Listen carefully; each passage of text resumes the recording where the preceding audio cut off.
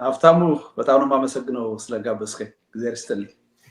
መልካም እንግዲህ በርካታ ነገሮችን እናነሳለን ዛሬ። ምናልባት በዓለም አቀፍ ደረጃ አስቂኝ ሊሆን የሚችል ነገርም ጭምር እናነሳለን ብዬ አስባለሁ። ከእርሶ ጋር በተገናኘ ወደ ሀገር ቤት አትመለስም በሚለው ጉዳይ ላይ እንደ መንደርደሪያ ግን አሁን ሀገሪቱ ያለችበትን ሁኔታ ብናነሳ ብዬ አሰብኩኝ።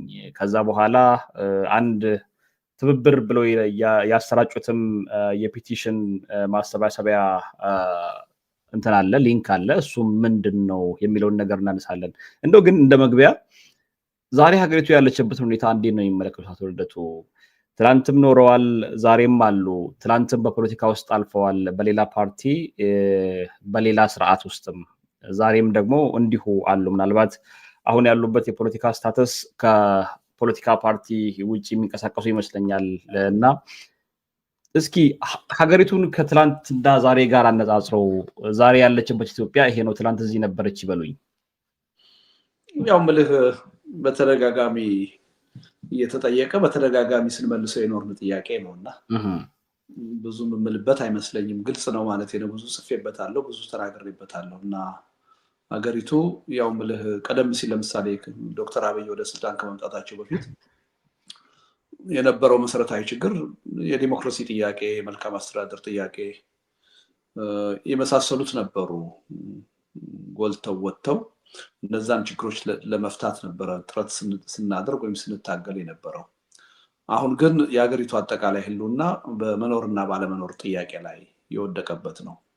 እነዛ ቀደም ሲል ስናነሳቸው የነበሩ የዲሞክራሲ፣ የእኩልነት፣ የልማት ጥያቄዎች ሁለተኛ እና ሶስተኛ ደረጃ የሆኑበት ሁኔታ ነው የተፈጠረው እና ኢትዮጵያ አሁን በመኖርና ባለመኖር ጥያቄ ላይ ነው ያለችው። ችግሮቿ ከመፈታት ይልቅ አዳዲስ ችግሮች የበለጠ እየተፈጠሩ ከአንድ ቀውስ ወደ ሌላ ቀውስ እየተሸጋገረች ሁኔታዎች የበለጠ ከባድና ውስብስብ እየሆኑ የመጡበት ሁኔታ ነው ያለው እና የዚች ሀገር ህልውና ይቀጥላል ወይስ አይቀጥልም የሚል መሰረታዊ የሆነ የህልውና ጥያቄ ውስጥ ነው የወደቅ ነው። በዛ ደረጃ ሊገለጽ የሚችል ነው። ጥሩ፣ ይህንን እንመለስበታለን በሌላ ርዕስ። እስኪ አቶ ልደቱ የትብብር ጥያቄ በሚል ያሰራጩት መገናኛ ብዙሃንና ሌሎችም ሰዎች እንዲፈርሙበት ያሰራጩት ጽሁፍ አለ። ምንድነው ጉዳዩ? በርካታ ሰዎች አቶ ልደቱ የራሳቸውን ግል ንብረት ለማስጠበቅ ነው ይሄን ፔቲሽን የሚያስፈርሙት፣ መንግስት ላይም ጫና ለማድረግ ነው ይሄን ነገር የሚያደርጉት የሚሉ ሰዎች አሉ።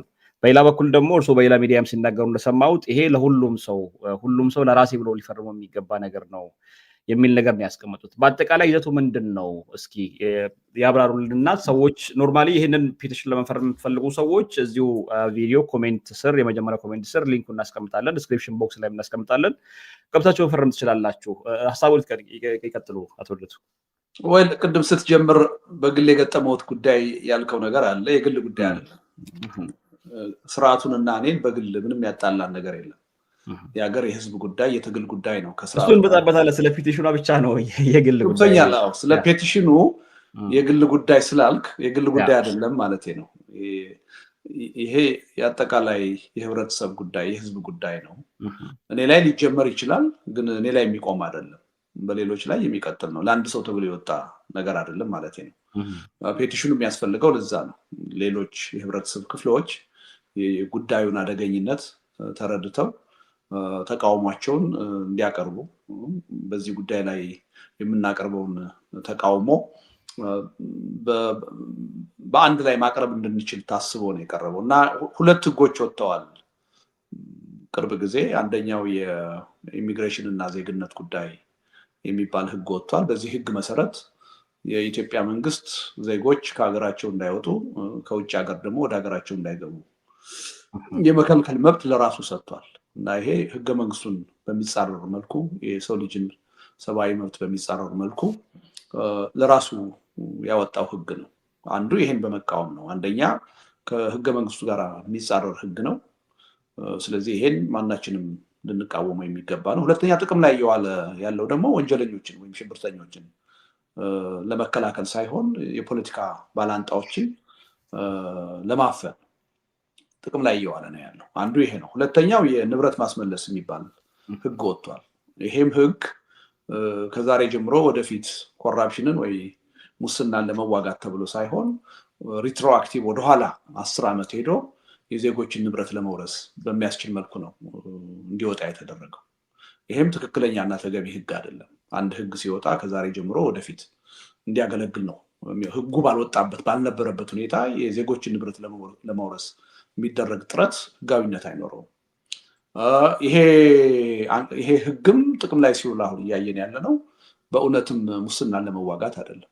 የፖለቲካ ባላንጣዎችን የኔ አይነት ሰዎችን ጸጥ ረጭ አድርጎ ከፖለቲካ እንቅስቃሴ ውጭ ለማድረግ ጥቅም ላይ እየዋለ ነው ያለው። ስለዚህ እነዚህን ሁለት ህጎች መቃወም ያስፈልጋል። እኔ አሁን ወደ ሀገሬ ለመሄድ ያው ተዘጋጅቼ ሙከራ ሳደርግ ወደ ሀገሬ እንዳልገባ ነው የተደረኩት። አሁን ዜግነት የለኝም፣ ሀገር የለኝም ማለት ነው። በህገወጥ መንገድ ነው የተከለከልኩት። ይሄ ዛሬ በእኔ ላይ ስለደረሰ የአንድ ግለሰብ ጉዳይ ነው ማለት አይደለም። ማንኛውም በተለይ በተቃዋሚ ጎራ ውስጥ እንቅስቃሴ የሚያደርግ ዜጋ ሁሉ ተመሳሳይ ነገር እነዚህ ሁለት ህጎች እስካሉ ድረስ ይደርስበታል። ስለዚህ እነዚህን በጋራ የመቃወም እንቅስቃሴ ነው። ስለዚህ ሁሉም ሰው ይሄ ጉዳይ በተወሰኑ ግለሰቦች ሳይሆን በአጠቃላይ በትግሉ ላይ የተቃጣ አደጋ እንደሆነ ተገንዝቦ ፔቲሽኑን በመፈረም ለዶነር አገሮች፣ ለለጋሽ አገሮች፣ ለሰብአዊ መብት ተሟጋች ድርጅቶች አሁን ኢትዮጵያ ውስጥ ያለውን መንግስት በአንድም በሌላ መንገድ እያገዙ ያሉ መንግስታት እንዲያውቁት፣ የችግሩን ክብደት እንዲገነዘቡት በጋራ ጥያቄ እንድናቀርብ ነው ፔቲሽኑ የቀረበው እና ሁላችንም ለማንም ብለን ሳይሆን ለራሳችን መብት መከበር ብለን ፔቲሽኑን ብንፈርም ጥሩ ነው ብዬ አምናለሁ። ጥሩ። እንግዲህ አቶ ልደቱ በርካታ ሰዎች ይህን ነገር ያነሱት ልደቱ አገር ቤት ወደ መግባት ከተከለከለ በኋላ ነው ይሄን ነገር የጻፈው።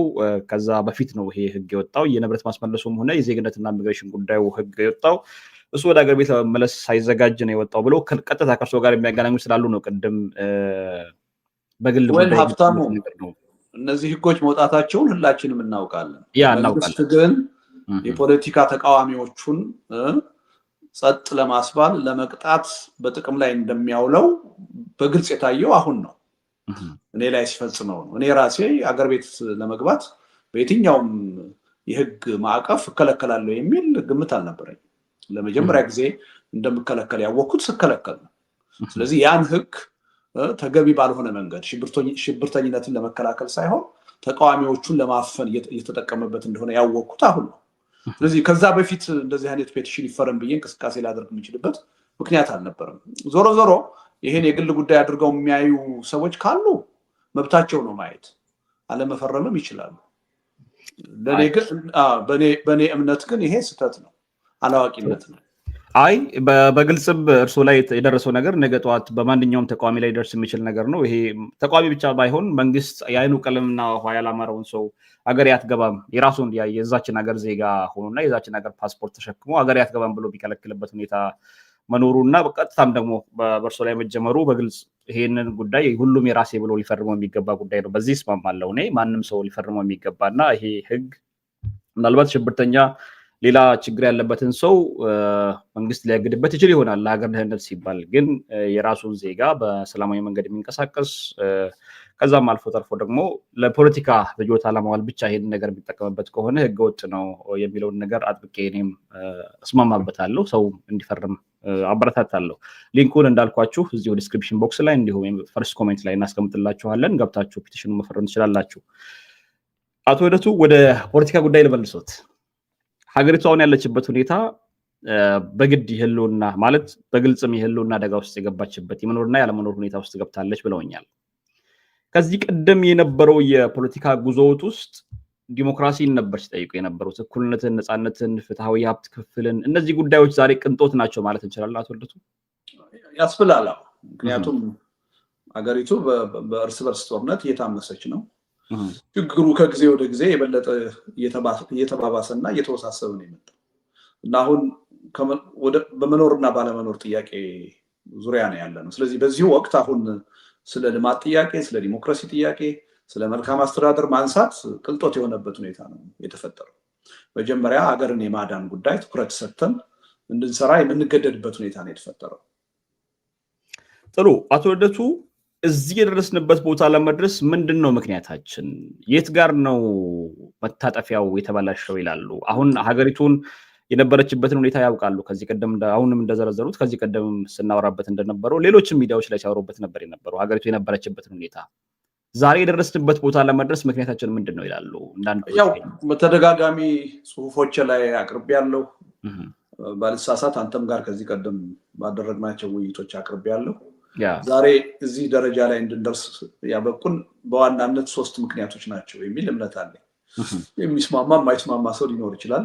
በአንድ በኩል የሊደርሺፕ ወይም የአመራር ድክመት ችግር ነው። አሁን በስልጣን ላይ ያለው አካል ለኢትዮጵያና ለኢትዮጵያ ችግሮች የሚመጥን ብቃት ያለው አመራር አይደለም እና ሀገሪቱ የምትፈልገውን አይነት አመራር መስጠት አልቻለም እና በየጊዜው ለዚህ ነው ከግጭት ወደ ግጭት ከአንድ ቀውስ ወደ ሌላ ቀውስ እየተሸጋገርን ያለነው። በፍጹም ቀድሞ የነበሩትንም ችግሮች ለመፍታት አልቻለም። የቀድሞቹን አለመፍታቱ እንደተጠበቀ ሆኖ አዳዲስ ችግሮችንም በየጊዜው እየፈጠረ ከፍተኛ የሆነ የህልውና ጥያቄ ውስጥ አስገብቶናል። አንዱ መሰረታዊ ችግር በጣም መሰረታዊ የሆነ የአመራር ችግር የአመራር ድክመት ነው። ሁለተኛው የዚህ የጽንፈኝነትና የጦረኝነት ፖለቲካ አመለካከት ነው። ችግራችንን መንግስትም አብዛኛው ተቃዋሚም ችግራችንን በውይይትና በድርድር በሰጥቶ መቀበል በምርጫ ሂደት ሳይሆን በአፈና በጦርነት በግጭት ነው መፍታት የምንችለው የሚል አስተሳሰብ አለ። ይሄን አስተሳሰብ በዋናነት የሚያራምደው መንግስት ነው።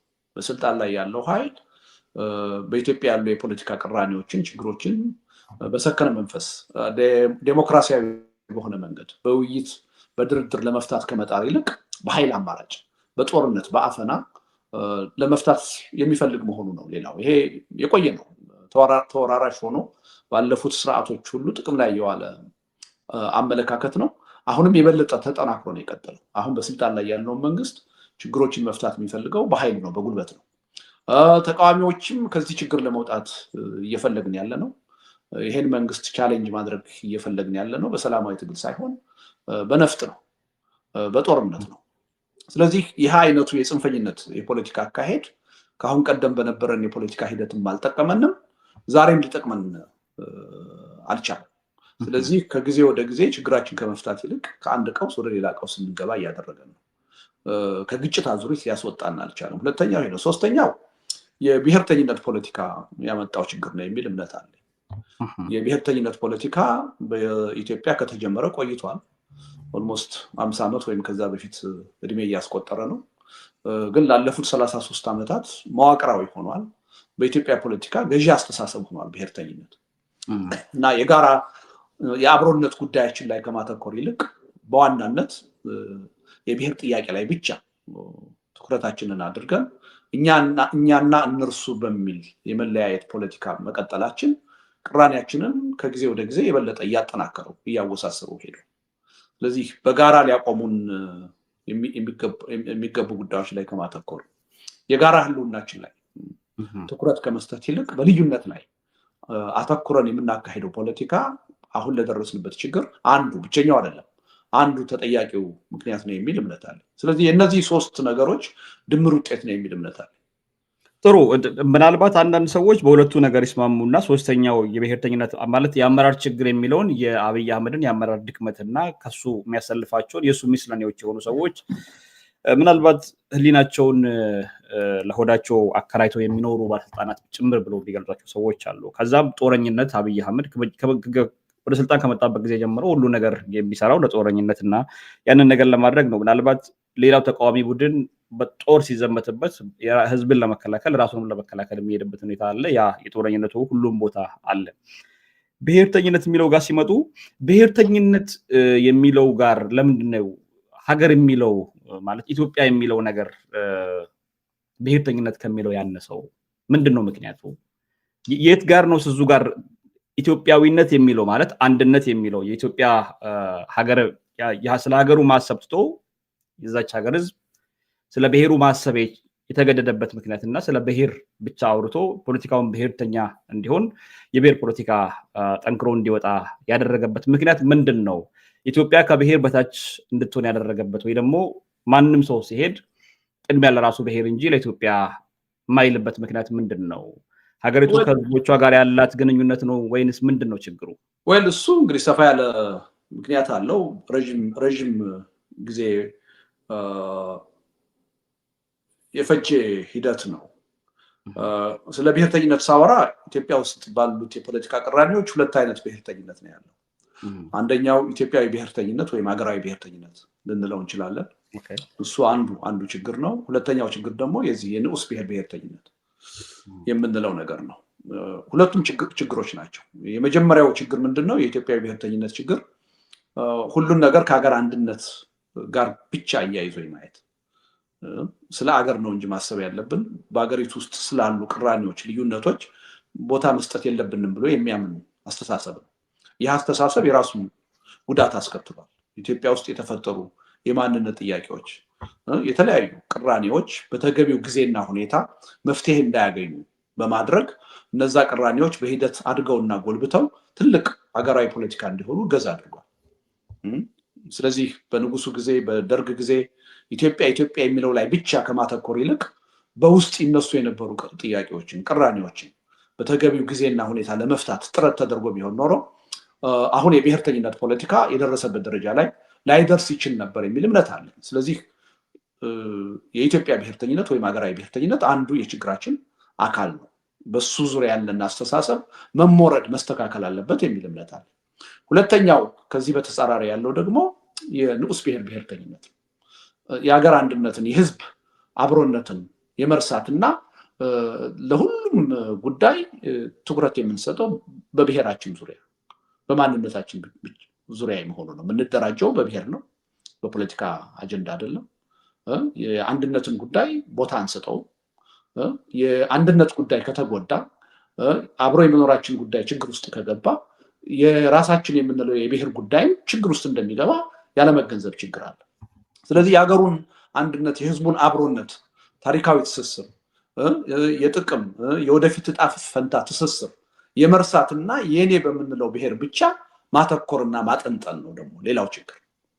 ይሄ አንድነቱን ጎድቶታል። በህብረተሰቡ ዘንድ ያለውን መስተጋብር በከፍተኛ ደረጃ ጎድቶታል። የህብረተሰቡን የአብሮነት ፋብሪክ በጣጥሶታል። ይሄ አጠቃላይ ሀገራዊ ህልውናችን ችግር ውስጥ እንዲገባ፣ የህልውና ፈተና ውስጥ እንዲገባ የራሱን አስተዋጽኦ አድርጓል። ስለዚህ የዛ ድምር ውጤት ነው ዛሬ እዚህ ያደረሰ። ስለዚህ የት ጋር ነው ጡቡ? ያ ትክክል ነው አቶ ልደቱ። ጡቡ የት ጋር ነው? ሰዎች አሁን ኢትዮጵያዊ ብሔርተኝነት የሚለውን እሱን እንዳንድ ችግር ላይ ሁሉንም እንደውም አንድ ሰው ሲናገሩ ዜግነት ሰጪና ከልካይ የመሆን ደረጃ ድረስ የሚሄዱ ነገሌ ኢትዮጵያ ናቸው፣ ነገሌ ደግሞ እንደዚህ ናቸው የሚሉ ሰዎች አሉ ብሎ የሚገልጽበት ሁኔታ አለ። ይህ የብሔርተኝነቱን ፖለቲካ በደንብ እንዲያነሱልኝ የፈለግኩት ብዙውን ጊዜ ከእርሶ ጋር ሲነሳ ይሄ ጉዳይ አከራካሪ ነው የሚሆነው እና እንደው በግልጽ እስኪ ያስቀምጡልኝ አቶ ልደቱ። እነዚህ ብሔርተኞች የሚሏቸው ሰዎች በብሔሬ ብቻ ልደራጅ፣ ስለ ብሔሬ ብቻ ላውራ፣ ስለ ብሔሬ ብቻ ይመለከተኛል እንዲሉ ያደረጋቸው ነጥብ ምኑ ጋር ነው? ዝም ብሎ ከመሬት ተነስቶ ነው ፈንድቶ ስለ ብሔሬ ብቻ ላውራ፣ ስለ ብሔሬ ብቻ ታሪካዊ አመጣጡን እኮ ላስረዳ ሞከርኩ እኮ። በወቅቱ ቀድሞ ለምሳሌ በኢትዮጵያ የነበሩት ስርዓቶች የሚፈጠሩ ውስጣዊ ቅራኔዎችን የያዙበት መንገድ ትክክል አልነበረም አልኩ። ከዛ ቦታ ያንን ነገር አሳሰውልኛል። ከደርጉ ስርዓትም ከአጼዎቹ ስርዓትም ይሄ ኢትዮጵያዊነት የሚለው ብቻ ነገር መገንገኑ እና በዛ መሄዱ ሌሎችን ብሔሮች መርሳቱ ብለውኛል። ዛሬ ድረስ ታዲያ ለምን ዘለቀ? ያ ነገር ተመልሷል፣ የብሔር ጥያቄ ተመልሷል፣ ሁሉ ነገር ተመልሶ ተስተካክሏል ከተባለ ወይ ደግሞ እንደዛ ብለው የሚያምኑ ከሆነ ዛሬ ለምን አለ ያ ነገር? ምንድነው ሌሎችን ህዝቦች እሱን ተከትሎ እየተጠናከረ የመጣው የብሔርተኝነት ፖለቲካ ለልዩነት ብቻ ትኩረት የሚሰጥ ሆነ። ይሄ በተለይ 1983 ላይ አሸናፊ አስተሳሰብ ሆነ፣ መዋቅራዊ ሆነ፣ ህጋዊ ሆነ። ስለዚህ ኢትዮጵያ ውስጥ ያሉ የፖለቲካ ድርጅት አደረጃጀቶች በዋናነት በፖለቲካ አጀንዳ ሳይሆን፣ በዜግነት ጉዳይ ሳይሆን፣ በአገራዊ ጉዳይ ሳይሆን በብሔር ጉዳይ ላይ እንዲወሰኑ አደረጋቸው። አንድ። ሁለተኛ የሀገሪቱን የፌዴራል አደረጃጀት ቋንቋ ተኮር፣ ብሔር ተኮር በዋናነት እንዲሆን አደረገው። ስለዚህ በታሪካችን ታይቶ በማይታወቅ ደረጃ በአስተዳደር ወሰን መጣላት ጀመር፣ መዋጋት ጀመር፣ መገዳደል ጀመር። በኢትዮጵያ ታሪክ ሆኖ አያውቅም። የትግራይ ህዝብ እና የአማራ ህዝብ ጎራ ለይቶ በአካባቢ ወሰን የተዋጋበት ጊዜ የለም። የኦሮሞ ህዝብና የሶማሌ ክልል ህዝብ ጎራ ለይቶ በአካባቢ በወሰን ጉዳይ የተዋጋበት ጉዳይ የለም። ደቡብ ውስጥ ብንገባ እንደዚሁ ሁሉም ከጎረቤቱ ጋር አሁን ቅራኔ ያለው ግጭት አለው። ይሄን ያመጣው ምንድነው? አካባቢን ወይም ደግሞ አስተዳደራዊ ወሰንን ከብሔር ማንነት ጋር ሰፋን አያያዝ ነው።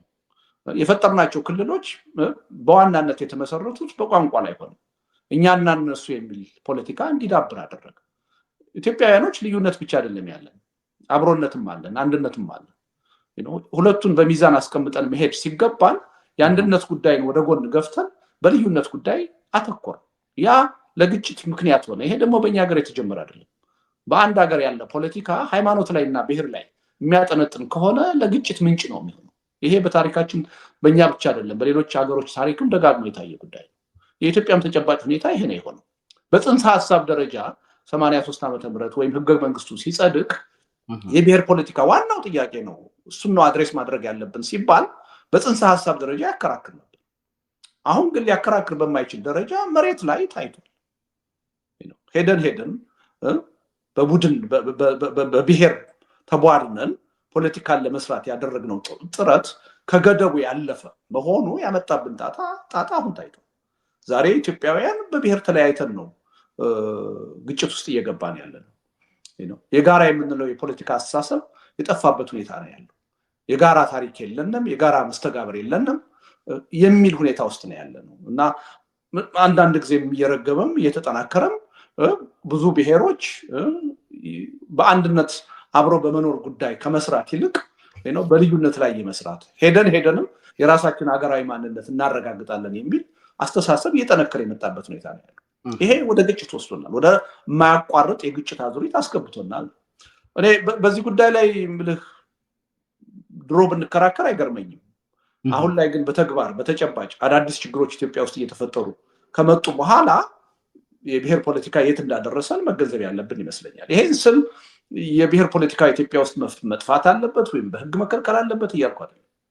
ሚዛኑን መጠበቅ አለበት።